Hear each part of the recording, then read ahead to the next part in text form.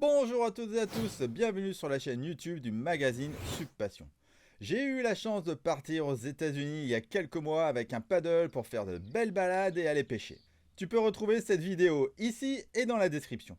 C'est pourquoi je te parle aujourd'hui du stand-up paddle gonflable Funbox Pro Explorer de Redwood Paddle. Tu vas voir, ce paddle est la planche ultime pour partir à l'aventure.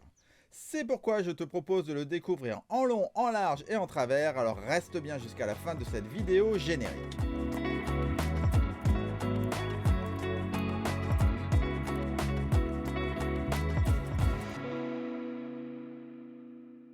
Pour qui est destiné ce stand-up paddle Funbox Pro Explorer de Redwood Paddle?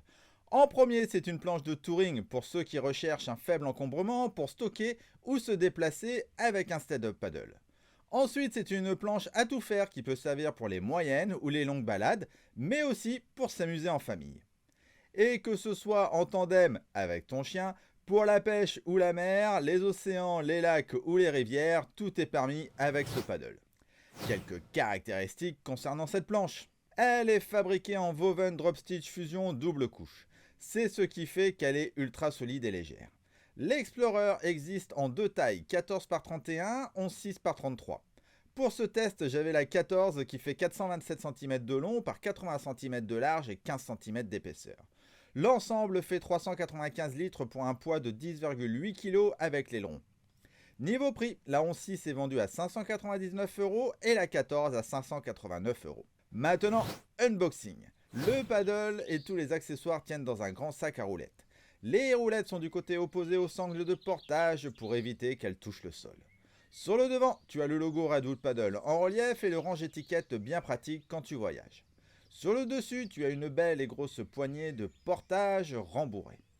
Sur les côtés, tu as des sangles de serrage, un filet, une poignée et une poche basse. Ce qui est cool, c'est que tu peux mettre d'un côté ta pagaie et de l'autre ta pompe. À l'arrière, tu as des sangles de portage rembourrées et renforcées pour porter le sac en mode sac à dos, ainsi qu'une poignée. Il s'ouvre à l'aide d'une fermeture zippée et tu as également une poche à l'intérieur qui tient uniquement par un petit velcro. Dans ce sac, tu peux ranger la pompe double action avec le tuyau, la pagaie 3 parties, le leash, l'aileron et le paddle gonflable. Bien évidemment, il est livré aussi avec un kit de réparation et une notice. Il est temps de gonfler le paddle et de préparer les accessoires. Pour commencer, il te faut le déplier et le gonfler. Tout autour du paddle, tu as une sangle de serrage qu'il faut déclipser. Ensuite, tu le déplies totalement. Pour le gonfler, tu as à ta disposition une pompe double action. Elle a une entrée inflate pour gonfler et une entrée deflate qui permet d'aspirer entièrement l'air à l'intérieur et de faciliter son rangement. Ouvre le capuchon de valve, assure-toi que cette dernière soit bien en position de gonflage, c'est-à-dire avec le bouton du milieu en position haute. Introduis l'embout du tuyau de pompe dans la valve et tu peux commencer à pomper. Il est conseillé de gonfler la planche jusqu'à 16 PSI. C'est vraiment le minimum, ne t'amuse pas à moins le gonfler, sinon tu vas avoir une banane sous les pieds et tu vas pas avancer. Quand il devient trop dur de gonfler, tu enlèves la goupille noire de la pompe et tu passes d'une pompe double action à une pompe simple action. Une fois que tu es à la bonne pression, tu enlèves l'embout du tuyau de pompe et tu refermes le capuchon. Voilà, ton stand-up paddle est gonflé. Avant d'aller sur l'eau, tu dois mettre le leash accordéon qui va te relier à la planche. Pour rappel, c'est un accessoire de sécurité obligatoire ainsi que le gilet d'aide à la flottabilité sauf en eau vive. Passe la cordelette dans l'anneau et ensuite tu passes le leash dans la cordelette. Le leash est vraiment très bien, il a deux émerillons pour éviter qu'il s'enroule sur lui-même et un néoprène confortable à l'intérieur. Ensuite, tu dois mettre l'aileron. Celui-ci se fixe dans un boîtier UX-Box, ce qui veut dire que tu peux mettre n'importe quel aileron dessus, voire un aileron automatique. Le montage est simple, tu mets la vis et son écrou dans le boîtier. Tu enlèves la vis uniquement, tu mets l'aileron par l'arrière et tu visses le tout. Tu n'as pas besoin de tournevis, mais fais bien attention de ne pas perdre cette petite pièce. Je t'invite à la laisser toujours sur l'aileron. Ici, on a un aileron en plastique rigide de type Rice. Enfin, il te reste à monter la pagaie. Le pack est livré sans pagaie, mais tu peux en acheter une en plus, comme pas mal d'accessoires et profiter d'une réduction globale. Ici, c'est la pagaie 3 parties Travel Réglable Black avec 70% de carbone. Autant te dire que c'est une tuerie, tellement elle est légère avec 750 grammes et elle est ultra rigide. En plus, elle possède un anti-twist qui évite que la poignée tourne sur elle-même. Le montage est simple, tout se clipse très facilement. Enfin, elle est réglable de 175 à 212 cm et se vend actuellement à 109 € avec le pack. Voilà, maintenant tu peux aller naviguer. Regardons-le plus en détail ainsi que tous ses équipements. À l'avant, tu as le nose pointu type race avec un léger rocker pour ne pas enfourner l'eau quand tu navigues. Ensuite, tu as le logo Redwood Paddle ainsi que 6 anneaux ou des rings en plastique qui vont te servir à mettre ton filet de pont. De chaque côté, tu as des poignées de portage confortables. La planche comprend un pad en EVA doux et imite le deck en bois des bateaux de luxe. Au milieu, tu as la poignée centrale de portage qui est au point d'équilibre de la planche.